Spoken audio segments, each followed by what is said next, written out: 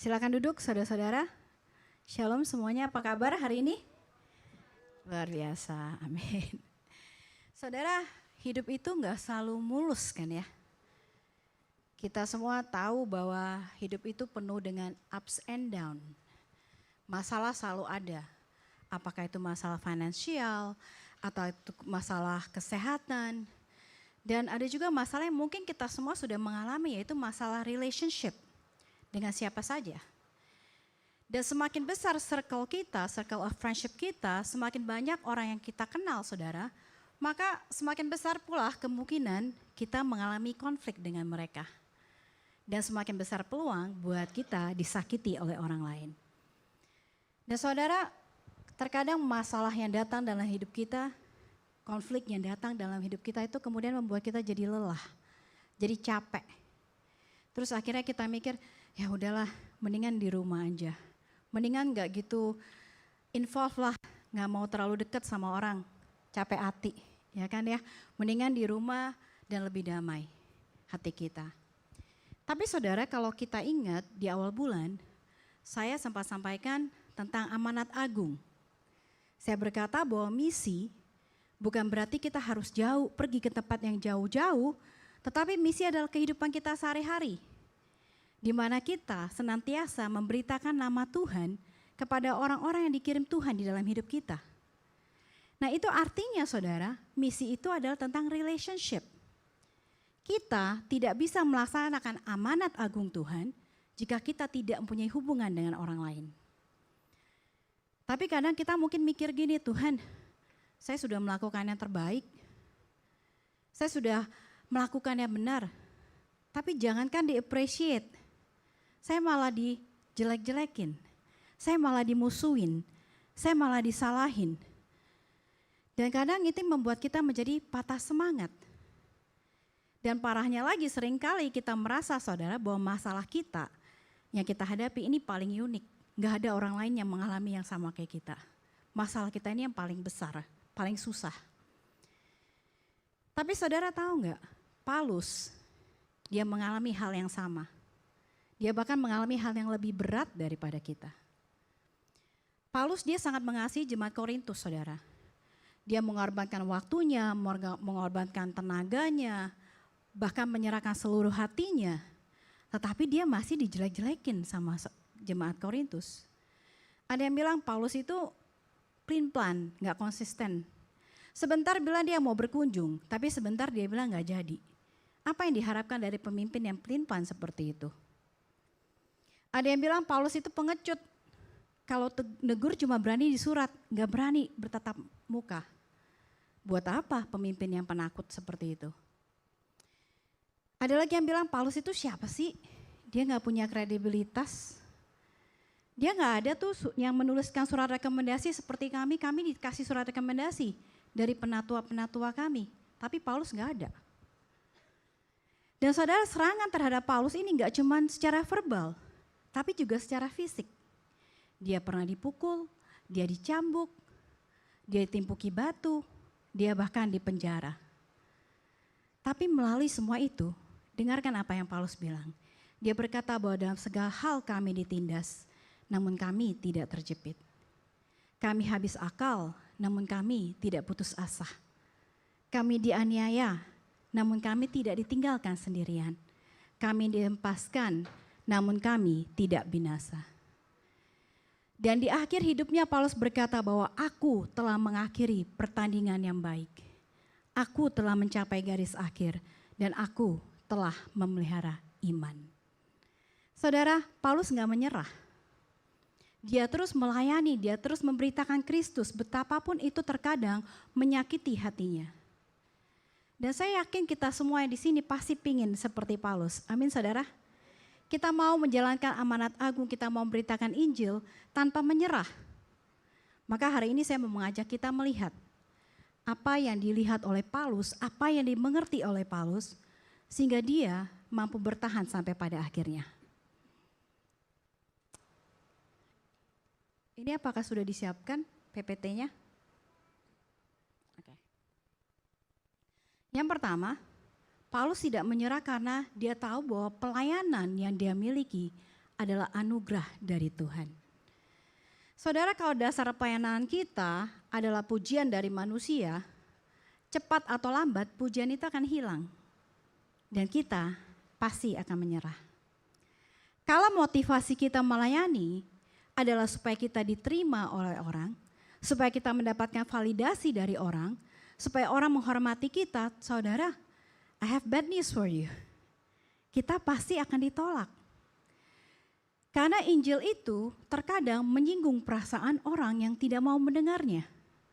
Paulus sendiri berkata bahwa Injil itu mengeluarkan bau kematian bagi mereka yang tidak mau menerima. Jadi saya bisa pastikan saudara, cepat atau lambat kita pasti akan ditolak oleh manusia. Tetapi saudara, kalau pelayanan kita berdasarkan kesadaran bahwa pelayanan ini adalah kasih karunia Tuhan berikan kepada saya. Pelayanan ini adalah kemurahan hati Tuhan. Pelayanan ini adalah privilege dari Tuhan. Maka saudara, tantangan dari siapapun, penolakan dari apapun, seperti apapun itu tidak akan bisa menghentikan kita. Dan Paulus sangat mengerti tentang hal ini saudara. Dia tahu bahwa pelayanan yang ia jalani ini bukan sesuatu yang ia dapatkan karena kehebatan dia. Bukan sesuatu yang miliki karena pengetahuan dia yang hebat. Memang Paulus mempunyai pengetahuan yang sangat dalam tentang hukum Taurat. Tetapi dia berkata semua itu sampah dibandingkan pengenalan dia dengan Tuhan. Karena itu dia sadar bahwa pelayanannya adalah sebuah anugerah yang Tuhan berikan kepada dia. Dan itulah mengapa di 2 Korintus 4 ayat 1 Paulus berkata, oleh kemurahan Allah kami telah menerima pelayanan ini. Karena itu kami tidak tawar hati. Di sini Paulus nggak berkata aku yang mencari pelayanan itu. Aku yang memilih pelayanan itu. Dia nggak berkata aku yang sudah bekerja keras sampai aku di titik ini melayani. Enggak saudara. Dia berkata Allah yang memberikan kepadaku pelayanan ini. Paulus mengerti bahwa tanpa anugerah Tuhan, dia nggak mungkin melayani Tuhan. Kalau Yesus tidak menampakkan diri kepada Paulus ketika dia dalam perjalanan menuju Damsyik, saudara, Paulus nggak akan pernah mengenal Kristus. Dan mungkin sampai akhir hidupnya, mungkin dia akan menjadi orang Farisi yang masih terus menganiayai umat Tuhan. Tapi karena Yesus datang, karena Yesus menjumpai Paulus, maka hidupnya berubah total. Saudara, saya rasa Paulus mungkin sering mengambil waktu sejenak merenungkan, melihat kembali kepada kehidupan dia. Kehidupan dia yang lama sebelum dia mengenal Kristus, dan kemudian dia melihat kehidupan dia yang sekarang setelah dia mengenal Kristus. Dan dia melihat perbedaannya. Dan perbedaan ini saudara yang menimbulkan rasa syukur yang dalam di hati Paulus. Dan itulah mengapa Paulus tetap berdiri di tengah-tengah masalah yang dia hadapi. Karena Paulus tahu siapa yang memilih dia. Paulus tahu bukan orang Korintus yang memilih dia. Paulus tahu bukan murid-murid Yesus yang memilih dia. Bukan manusia yang memanggil dia. Tapi Paulus tahu bahwa Allah yang menunjukkan dirinya di Damsyik, yang menyelamatkan dia dari kematian, Allah yang sama yang memanggil dia. Saudara, itulah sebabnya Paulus berkata, aku tidak tawar hati. Aku akan tetap memberitakan Injil karena apa yang Tuhan sudah lakukan bagiku. Saudara, pernah enggak kita mengambil waktu sejenak, melihat ke belakang, merenungkan hidup kita, dan lihat hidup kita sebelum kita menerima Kristus, dan hidup kita sekarang setelah kita menerima Dia? Pernah nggak kepikir saudara apa jadinya hidup kita sekarang ini jika Yesus nggak pernah menyelamatkan kita? Mungkinkah kita masih berdiri hari ini di tempat ini saudara? Saudara, saya nggak bicara soal materi. Saya bicara soal sukacita, soal kedamaian, soal kekuatan yang berbeda ketika kita menjalani hidup kita. Dan terutama saya berbicara soal cara pandang kita. Bagaimana sekarang kita mengerti kebenaran firman Tuhan. Bagaimana dulu sebelum bertemu dengan Yesus saudara kita tersesat. Kita berada di gelap. Kita nggak punya tujuan hidup, kita nggak tahu arah kemana kita harus berjalan.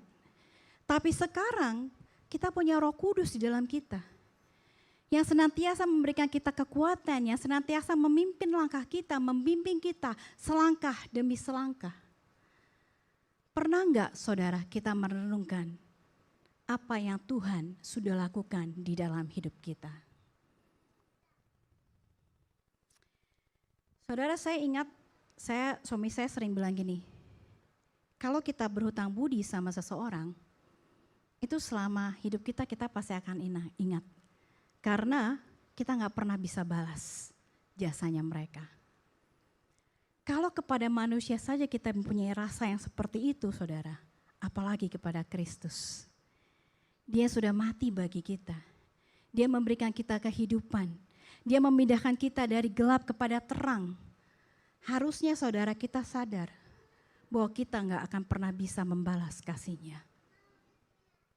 Maka saudara, pelayanan kita yang kita lakukan bukanlah usaha kita untuk membayar kasih-Nya, karena itu tidak akan terbayar apapun, sekeras apapun yang kita lakukan. Kita nggak akan bisa membayarnya. Tetapi pelayanan kita adalah bukti kasih dan kemurahan Tuhan di dalam hidup kita. Maka melalui pelayanan kita, saudara, orang-orang akan melihat bahwa Yesus itu nyata, Yesus itu hidup. Amin, saudara. Jadi saudara, kalau sekarang hari ini Anda merasa mau give up karena masalah yang begitu sulit. Kalau Anda merasa Anda mau mundur dari pelayanan, mungkin Anda berpikir saya mendingan menyendiri di rumah. Ingat apa yang Tuhan sudah lakukan bagi Anda. Dan ingat, pelayanan itu adalah anugerah. Kemurahan yang Tuhan sudah berikan. Dan jangan sia-siakan kemurahan itu. Yang kedua, Paulus tidak pernah menyerah karena yang dia tahu bahwa yang dia beritakan adalah Kristus, bukan dirinya. Saudara, salah satu alasan kenapa kita seringkali mudah patah semangat di dalam hidup kita, di dalam pelayanan kita, adalah karena tanpa sadar kita sering berpikir bahwa pelayanan itu adalah tentang kita.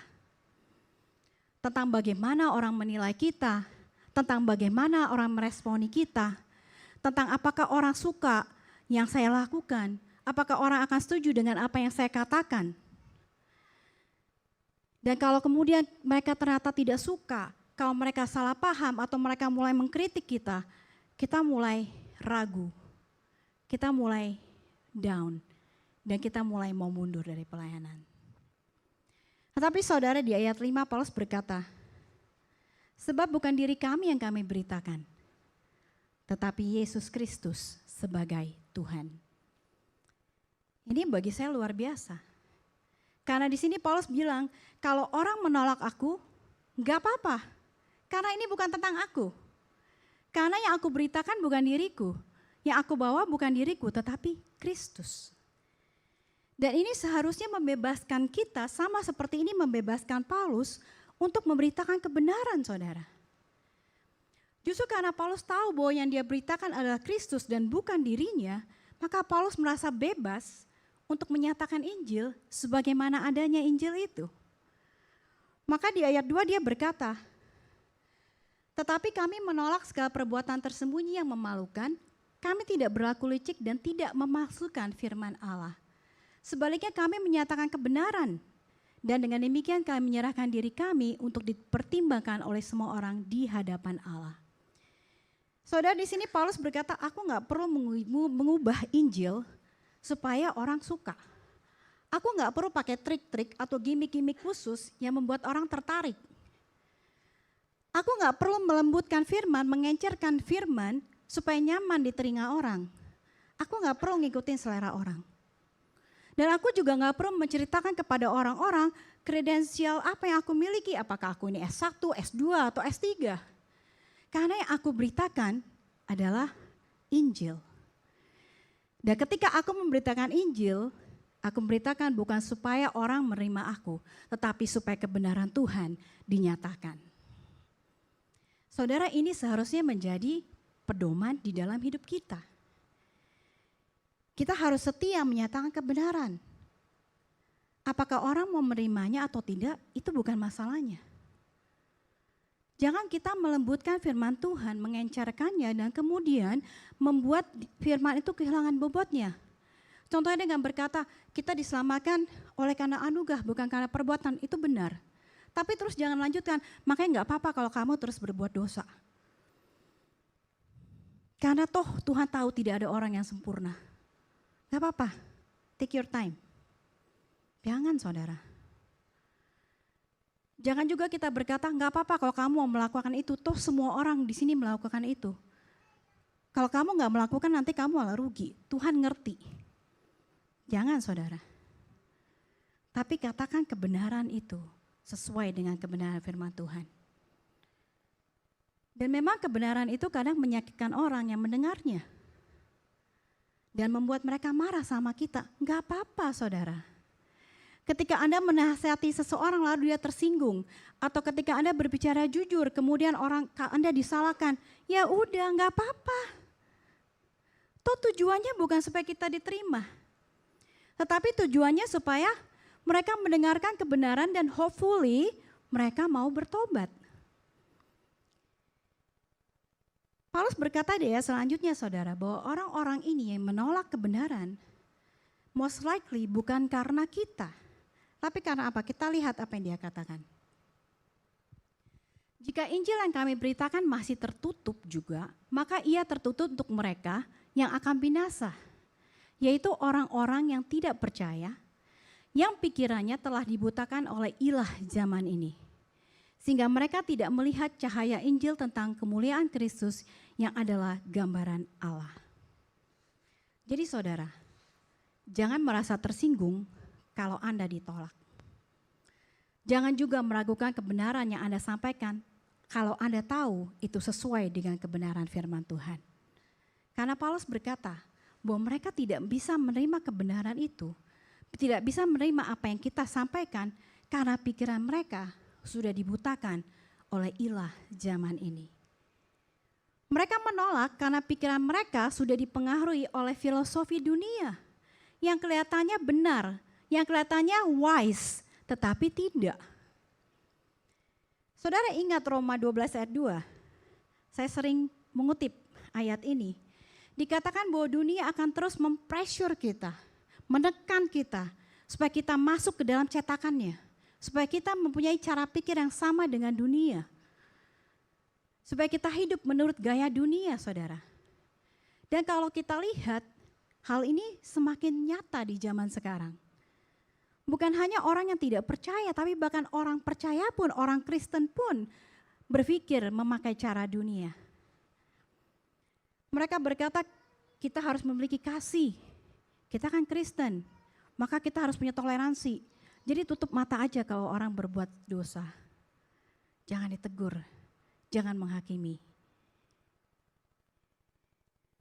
Jangan ngejudge. After all mereka mungkin melakukannya untuk alasan tertentu. Itu cara pikir dunia saudara. Tapi saudara semakin mereka memalingkan fokus mereka dari kebenaran, semakin mereka lebih mendengarkan dunia daripada firman Tuhan, semakin mata mereka akan dibutakan. Jadi apa yang harus kita lakukan saudara? Kalau mata orang-orang sudah dibutakan, apa yang harus kita lakukan? Pertama, jangan menyerah, tetap beritakan firman Tuhan. Sehingga mereka nanti lebih sering dengerin firman daripada dunia. Kedua, doakan mereka seperti yang Paulus lakukan di Efesus 1:17 sampai 18. Paulus berdoa, aku meminta kepada Allah supaya ia menjadikan mata hatimu terang, agar kamu mengerti pengharapan apa yang terkandung di dalam panggilannya. Saudara, Paulus berdoa kepada Tuhan karena dia tahu pada akhirnya orang menerima Injil bukan karena kehebatan dia berkata-kata. Pada akhirnya orang menerima Kristus bukan karena pengetahuan yang dia miliki, tapi karena kuasa dari Allah Bapa sendiri. Dan itulah sebabnya dia berkata di ayat 6 saudara, sebab Allah yang telah berfirman dari dalam gelap akan terbit terang. Ia juga yang akan membuat terangnya bercahaya di dalam hati kita, supaya kita beroleh terang dari pengetahuan tentang kemuliaan Allah yang nampak pada wajah Kristus. Saudara, ketika kita memberitakan Injil, percayalah Allah akan menyertai kita. Dan sama seperti yang dia lakukan pada hari penciptaan, dia berkata jadilah terang, maka terang itu jadi. Demikian pula ketika kita berdoa, ketika kita memberitakan Injil, satu hari Tuhan akan berkata kepada hati yang mendengar, jadilah terang, dan terang itu akan terbit di dalam hati mereka. Maka bukan karena kekuatan kita, saudara, tetapi karena kekuatan yang datang dari Allah sendiri. Dan itulah yang membuat Paulus tidak menyerah. Karena dia tahu bahwa ini bukan tentang dia. Dia tahu bahwa yang dia beritakan adalah Kristus. Dan dia tahu bahwa Allah menyertai pemberitaan itu. Yang ketiga, Paulus tidak menyerah karena ia percaya kepada Injil yang ia beritakan. Saudara, di sini Paulus bukan hanya mengajar kebenaran, tetapi dia percaya akan kebenaran yang ia ajarkan dengan segenap hatinya. Maka di ayat 13 Paulus berkata, namun karena kami memiliki roh iman yang sama, seperti ada tertulis, aku percaya sebab itu aku berkata-kata. Maka kami juga percaya dan sebab itu kami berkata-kata. Di sini Paulus mengutip Mazmur 116 ketika dia berkata, aku percaya sebab itu aku berkata-kata. Kalau kita lihat Mazmur 116, ini ceritakan bahwa pemazmur itu sedang berada dalam penderitaan yang sangat berat. Dia sangat tertekan, saudara. Tetapi karena ia percaya kepada Tuhan, ia tetap berseru kepada Tuhan, ia tetap memuji Tuhan, dan ia tetap bersaksi tentang kebaikan-kebaikan Tuhan dalam hidupnya. Dengan kata lain, saudara, iman membuatnya tetap berkata-kata, meskipun ia sedang dalam keadaan yang sangat tertekan. Dan Paulus berkata dengan roh iman yang sama, aku juga percaya, sebab itu aku berkata-kata. Aku percaya, sebab itu aku terus memberitakan Injil. Saudara, Paulus tidak sedang bicara teori ketika dia memberitakan Injil. Dia tidak menyampaikan sesuatu yang dia sendiri masih ragu. Dia nggak memberitakan sebuah konsep yang masih ngambang di otak dia, yang masih dia pertanyakan. Enggak, saudara. Tapi sekali lagi tadi Paulus bilang, aku percaya, maka aku berkata-kata. Artinya Injil yang Paulus sampaikan adalah Injil yang sungguh sudah mengubah hidupnya. Injil yang sudah ia alami di dalam hidupnya. Injil yang memberikan dia pengharapan, Injil yang memberikan dia kekuatan, yang kemudian Injil ini ia yakini sampai akhir hidupnya. Saudara, apakah yang kita beritakan, yang kita bagikan kepada teman-teman kita, sungguh apa yang kita percayai? Apakah yang kita beritakan sungguh sudah kita alami dalam hidup kita? Ataukah itu hanya sekedar lip service, saudara? Ketika kita berkata kepada teman kita yang sedang dalam masalah, doa saja, percaya karena doa itu besar kuasanya. Apakah kita sungguh mempercayai kebenaran itu? Atau itu hanya sekedar untuk menghibur teman kita? Ketika kita berkata tunduk sama Tuhan, bersandar sama dia 100%, patuh sama dia, kamu gak akan rugi. Benarkah kita sudah mengalaminya, sudah melakukannya? Ataukah justru ketika ada masalah, kita malah mulai mencari jalan keluar sendiri dan kita mulai kompromi dengan kebenaran firman Tuhan? Sungguhkah kita sudah mengalami apa yang kita beritakan, saudara? Lalu di ayat 14 Paulus mengatakan apa yang dia percayai. Dia berkata, kami tahu bahwa ia membangkitkan Tuhan Yesus akan membangkitkan kami juga. Saudara, Paulus berkata, aku tahu. Di dalam bahasa aslinya kata ini bukan berarti aku rasa, aku pikir. Tapi kata ini bahkan lebih kuat daripada aku percaya. Ini adalah sebuah pengetahuan yang pasti. Sebuah keyakinan yang tidak dapat digoyahkan. Saya kalau lagi diskusi sama suami saya, sama Pak Jasa, tanya pendapat dia udah ketawa, dia udah tahu saya mau ngomong apa. Saya sering nanya, do you think so? Dan biasanya dia jawab, no I don't think, I know. Saya nggak mikir, tapi saya tahu.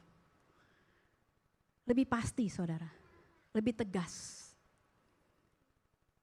Dan Paulus dengan keyakinan yang sama, dia berkata, aku tahu bahwa Allah Bapa yang membangkitkan Yesus dari antara orang mati, dia juga akan membangkitkan aku. Paulus tidak melihat hidup dia hanya sampai di dunia ini. Paulus melihat jauh ke depan, melihat kepada masa depan, kehidupan di kekekalan bersama dengan Yesus, saudara. Dia yakin bahwa kematian bukan akhir dari segalanya. Maka dia percaya bahwa penderitaan yang dia alami di dunia ini, itu enggak ada apa-apanya dibandingkan kemuliaan yang akan dia miliki ketika dia hidup bersama dengan Yesus. Dan saudara, inilah yang membuat Paulus bisa kuat menghadapi segala masalah di dalam hidupnya. Kalau hidup kita hanya sampai di dunia ini, maka wajar saudara kalau kita menyerah. Karena terkadang lukanya sudah terlalu dalam, kekecewaannya sudah terlalu banyak. Untuk apa kita bertahan? Jika toh semuanya akan berakhir.